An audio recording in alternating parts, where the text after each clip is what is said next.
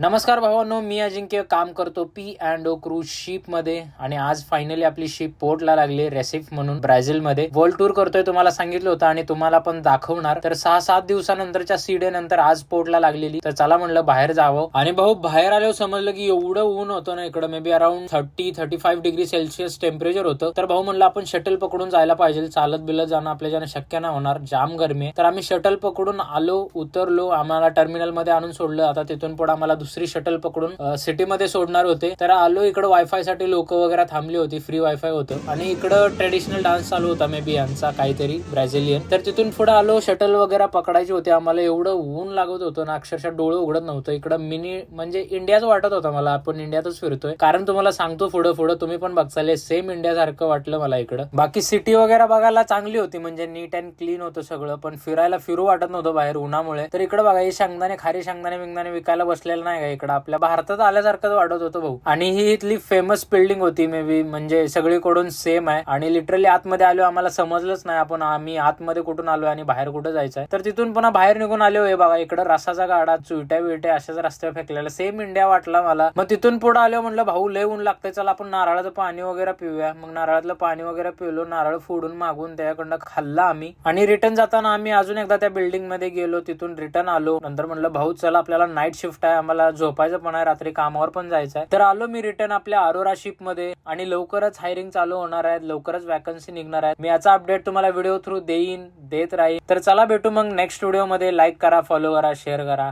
Bye bye.